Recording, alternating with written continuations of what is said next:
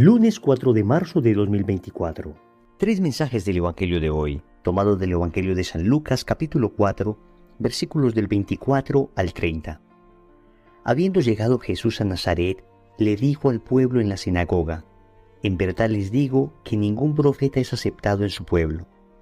Puedo asegurarles que en Israel había muchas viudas en los días de Elías, cuando estuvo cerrado el cielo 3 años y 6 meses, y hubo una gran hambre en todo el país. Sin embargo, a ninguna de ellas fue enviado Elías, sino a una viuda de Sarepta, en territorio de Sidón. Y muchos leprosos había en Israel en tiempos del profeta Eliseo. Sin embargo, ninguno de ellos fue curado sino Naamán el sirio. Al oír esto, todos en la sinagoga se pusieron furiosos y levantándose lo echaron del pueblo y lo llevaron hasta un precipicio del monte sobre el que estaba edificado su pueblo, con intención de despeñarlo. Pero Jesús se abrió paso entre ellos y seguía su camino. Palabra del Señor, gloria a ti, Señor Jesús. El Evangelio que la liturgia nos presenta hoy es la segunda parte de una predicación que Jesús hace en la sinagoga de Nazaret. El Evangelio no nos presenta la primera parte, en la que Jesús lee un pasaje del profeta Isaías y dice que ha llegado en ese momento el cumplimiento de esa profecía. Y todo el mundo mostraba su aprobación. Sin embargo, en esa segunda parte que leemos hoy, hay un cambio drástico en los nazarenos. Todos se enfurecen por las palabras que Jesús dice. Vamos a meditar 3 mensajes de este Evangelio. Primero, ningún profeta es aceptado en su pueblo. Segundo, Dios obra como quiere. Tercero, lo echaron del pueblo. Vamos con el primer punto. Ningún profeta es aceptado en su pueblo. Este dicho popular en el siglo I en la tierra de Jesús fue tomado por nuestro Señor precisamente para recriminar la falta de fe de sus coetáneos, los nazarenos. Y es que, en el fondo, lo que se esconde detrás de esta frase es la tremenda dificultad que tenemos de evangelizar a los más cercanos. ¿Le pasa al mismo Jesús? Pues por supuesto, también nos pasa a nosotros. ¿Por qué es tan difícil en ocasiones evangelizar a las personas que más cerca de nosotros están?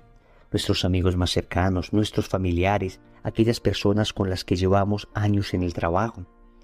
Hay varias razones. En primer lugar, porque normalmente son personas que nos conocen muy bien y conocen tanto lo bueno como lo malo de nosotros. Por supuesto, de Jesús solo podían conocer lo bueno y sin embargo, a pesar de eso, generan resistencia. Pero de nosotros conocen también lo malo. Entonces, cuando nosotros hemos iniciado un proceso de conversión, siempre queda una duda cuando anunciamos el mensaje de si en el fondo somos coherentes con lo que decimos. Ellos conocen muy bien nuestras debilidades y muchas veces se dan cuenta que lo que predicamos no es exactamente lo que vivimos. Repito, este no era el caso de Jesús, pero podemos extraer esa enseñanza para nosotros. Pero también en ocasiones nos es difícil evangelizar a los más cercanos por un ingrediente psicológico, y es que las personas que están más cerca de nosotros sienten de alguna manera que son iguales a mí. Entonces, ¿por qué este está ahora como brillando de una manera especial? ¿Por qué este ahora está hablando de una manera diferente? ¿Por qué este ahora tiene esa felicidad distinta a la mía? Hay como un ingrediente psicológico que no nos permite comprender que una persona que se crió conmigo, una persona que más o menos ha vivido lo mismo que yo, pues haya tenido una experiencia distinta a la mía. Eso es como un ingrediente psicológico que lo vemos mucho en nuestros países. Normalmente cuando viene un predicador de afuera, cuando hay una persona extranjera, cuando el testimonio lo va a dar una persona que no es de la comunidad, entonces las personas van, las personas se entusiasman, las personas se conectan tal vez más fácilmente. Digamos que ahí hay un ingrediente psicológico, pero también es un llamado de Dios para trabajarnos en la humildad. Muchas veces iniciamos un proceso de conversión. Muchas personas nos escuchan, empiezan a acercarse a Dios por lo que nosotros les contamos, por nuestros testimonios, y podemos caer en la tentación de creer que somos capaces de evangelizarlos a todos, que tenemos la fórmula perfecta para evangelizar al que nos pongan al frente. Pero Dios permite muchas veces que no seamos profetas en nuestra propia tierra para trabajarnos en la humildad. Por supuesto, estos casos no fueron los de Jesús. Simplemente en Nazaret fue dureza de corazón, que Jesús era perfecto. porque Jesús no necesitaba trabajar la humildad debido a que Él mismo es la humildad encarnada, Él mismo es Dios, pero extrayendo la enseñanza que podemos aplicar para nosotros, podemos comprender un poco por qué en ocasiones es tan difícil evangelizar a los nuestros. Segundo, Dios obra como quiere. El Señor pone el ejemplo del profeta Elías y del profeta Eliseo a los nazarenos, cómo estos dos profetas realizaron la obra de Dios a personas no judías. En el primer caso, Elías a una viuda de Sarepta, y en el segundo caso, Eliseo a Naamán el sirio, dos personas paganas.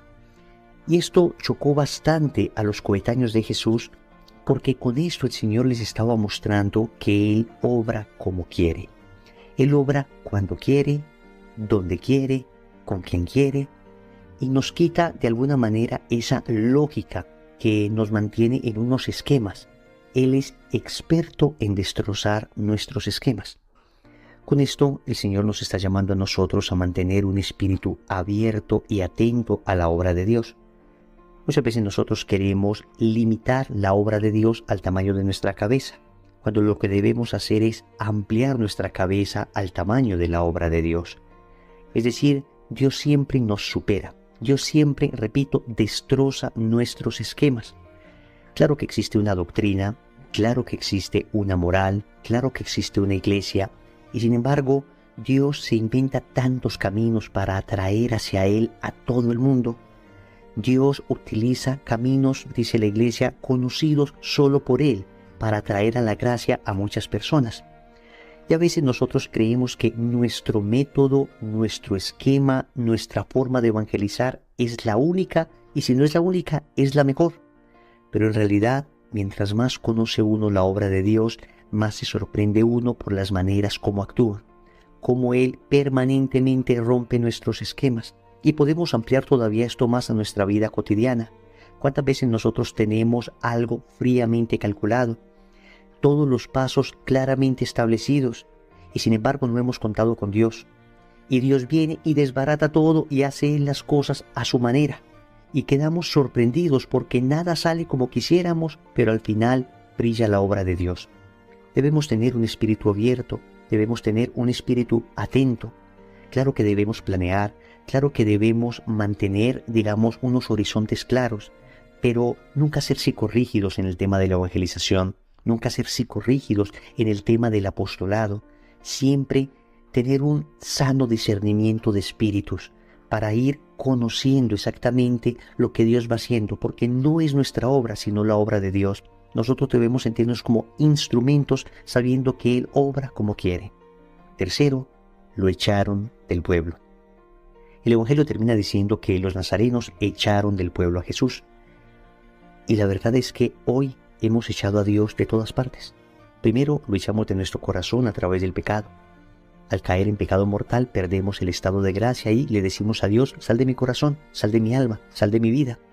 Pero después le echamos de nuestra familia cuando ya decidimos que lo importante es el televisor, lo importante es las redes sociales, lo importante es que cada cual llegue a comer a la hora que quiera y nuestra casa es como un hotel y se nos olvidó que Dios era el centro y debíamos orar juntos en familia. Lo sacamos de nuestra sociedad cuando ya en las estructuras sociales, la economía, la educación, el deporte, en fin, ya Dios no aparece en ninguna parte. Lo echamos de nuestra patria cuando arrancamos el nombre de Dios de nuestras constituciones y le dijimos que no necesitábamos ningún mandamiento de Él, ningún criterio de Él, ni su presencia para conducir nuestros países. En fin, lo echamos de nuestro mundo cuando el frío del pecado, el odio, la muerte, la venganza comenzó a reinar contra la enseñanza de Jesús, contra la enseñanza de Dios. Hemos echado a Dios de nuestra vida y hoy estamos pagando las consecuencias. Si nos alejamos de la hoguera, nos morimos de frío. La culpa no es de la hoguera sigue ardiendo esperando que nos acerquemos a ella, pues nosotros nos hemos alejado de Dios y estamos muriendo en nuestro pecado, y la culpa no es de Dios. Dios sigue esperando, ardiendo de amor por nosotros para sanarnos. Oremos. Amado Señor, te pido fortaleza para poder soportar todos los ataques, las calumnias, los sufrimientos que me implica el seguirte. Son especialmente dolorosos aquellos que vienen de la propia familia.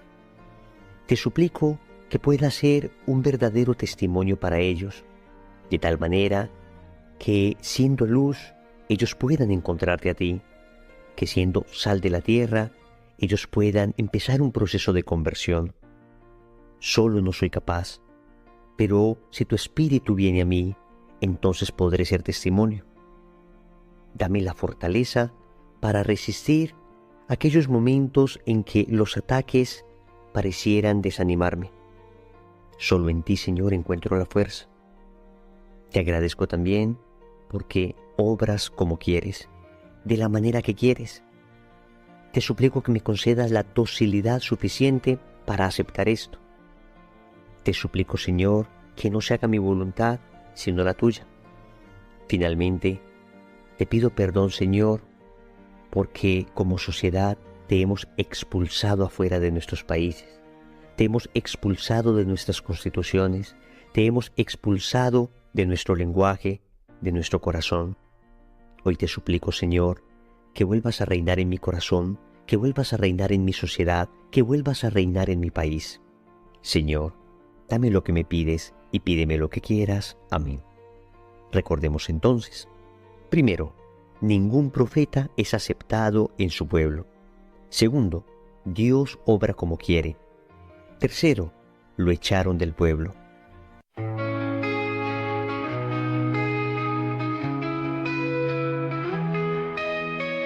Lost in the rhythm of the wind, streams whisper secrets to my soul.